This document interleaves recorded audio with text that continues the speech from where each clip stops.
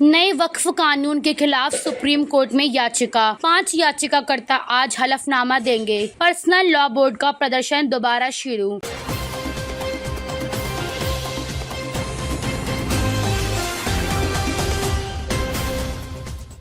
नमस्कार, मैं अंजना और आप देख रहे हैं MS न्यूज 24 देश की आवाज। आइए बढ़ते हैं आज की बड़ी खबर की ओर। नए वक्फ कानून के खिलाफ सुप्रीम कोर्ट में याचिका। 5 याचिकाकर्ता आज हलफनामा देंगे।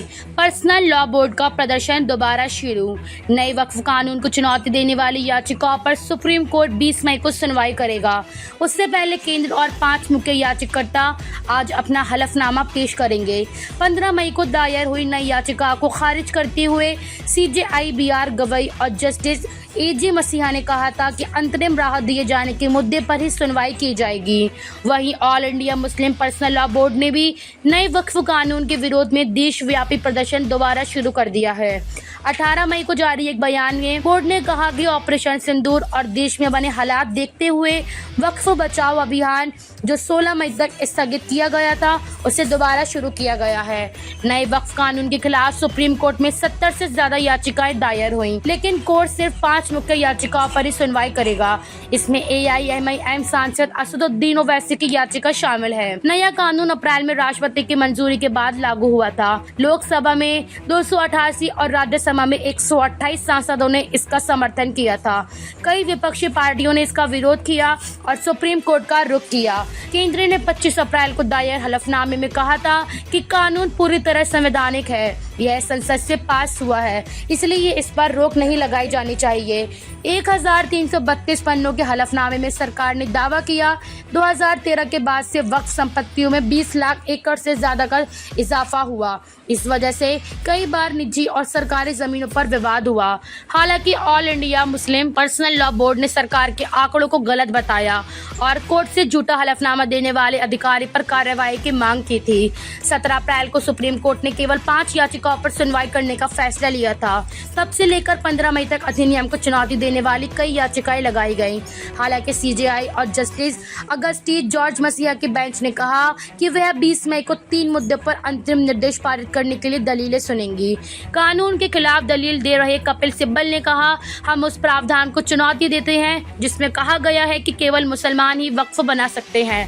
सरकार कैसे कह सकती है कि केवल वे लोग ही वक्फ बना सकते हैं जो पिछले 5 सालों से इस्लाम को मान रहे हैं। इतना ही नहीं, राज्य कैसे तय कर सकता है कि मैं मुसलमान हूँ या नहीं और इसलिए वक्फ बनाने के योग्य हूँ। सिब्बल ने कहा, यह इतना आसान नहीं है। वक्फ सैकड़ों साल पहले बनाया गया है, अब ये 300 साल पुरानी संपत्ति की वक्फ डीड मांगेंगे। यहाँ समस्या है।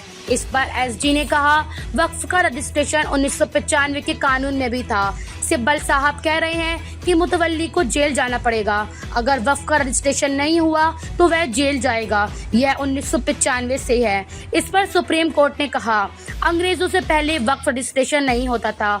कई मस्जिदें 13वीं-14वीं सदी की हैं। इनके पास रजिस्ट्रेशन या सेल डीड नहीं होगी।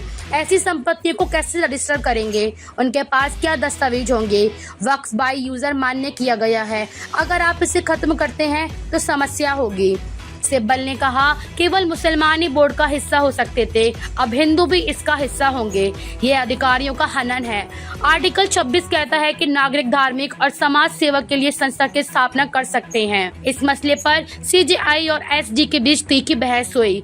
कोर्ट ने पूछा कि क्या सरकार हिंदू धार्मिक बोर्ड में मुस्लिमों को शामिल करेगी। SG ने कहा कि वक्फ परिषद में पदीन सदस्यों के अलावा 2 से ज्यादा गैर मुस्लिम सदस्य नहीं होंगे। इस पर बेंच ने कहा, नए एक्ट में वक्फ परिषद के 22 सदस्यों में से 8 मुस्लिम होंगे। इसमें 2 ऐसे जज हो सकते हैं जो मुस्लिम ना हो। ऐसे में बहुमत गैर मुस्लिमों का होगा। इससे संस्था का धार्मिक चरित्र कैसे बचेगा?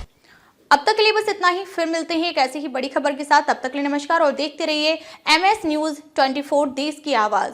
अगर आपको वीडियो पसंद आई हो तो लाइक करें व शेयर करें। ऐसे लेटेस्ट अपडेट पाने के लिए बेल आइकन प्रेस करना ना भूलें।